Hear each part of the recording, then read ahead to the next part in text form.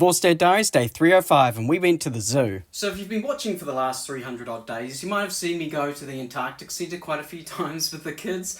I think we went there like 6 times last year or something like that. But it's because we had an ambassador pass, which is a yearly entry, go as many times as you want, get discounts on a few bits and pieces. That was actually a gift from my dad and my stepmom. So when Christmas came around this year, they asked if we wanted to do it again. And I was like, let's try something a bit different.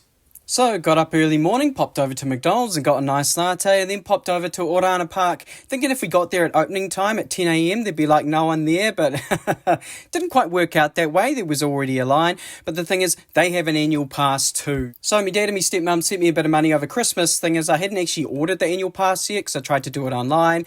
It was a bit complex, couldn't quite figure it out how to do it because under 5s were free, so I thought I would pop in, have a chat to them, fill out the form. So there were 2 queues. I was hogging up 1 queue for 10 whole minutes while I was filling out forms while everyone else in line filed through the other queue. Yes, I was that person that day. But we got our ambassador passes sorted and went about having a look at the animals. We've actually been here before, so we were a bit more prepared this time and knew the places that we wanted to hit. It is actually quite a few Ks if you want to walk around the whole park. It takes a while, so if you've got kids with little legs, prams are good, but otherwise there's a shuttle that goes around the park every half an hour clockwise. So we took the shuttle to the first section, and then throughout the park we jumped on it a few more times to speed up our trip around the park. Right off the bat we saw the meerkats, we saw some ostriches, we got some close-ups of the gorillas, had a look at the addax, which everyone claimed was an antelope, but they've got swirly horns.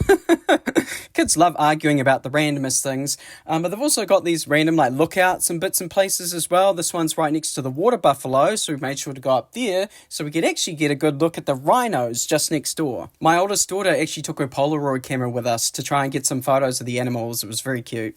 But there's also feedings that go on at particular times of the day. For example, the giraffes are fed at about 12 o'clock, I think it is. So there's usually a line there because if you pay a bit extra, you can feed the giraffes.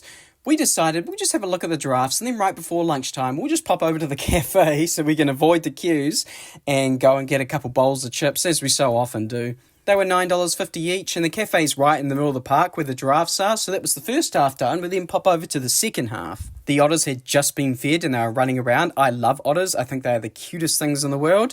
And we made sure to pop into the frog house as well because our kids wanted to see the frogs, in particular the axolotl. There's a couple of them in here. We did want to see the kea because my youngest daughter loves birds, but they were cleaning out the cages. Fortunately, we did get to see the kiwis. They're in a very dark area because obviously they're nocturnal, so it's not great for footage, but I did actually manage to get some close-up shots, and they were right by the glass. Naturally, we made sure to see the big cats too. The lions were just lazing around, just like ordinary cats do. We actually didn't end up seeing all the exhibits, but the thing is we now have an annual pass and I've only just signed up at the start of February. So we're going to get it all through the next school holidays as well. So be prepared to see more of that. And we finished off our trip today by popping over to the playground in the middle of the park, and I will catch you on the flip side.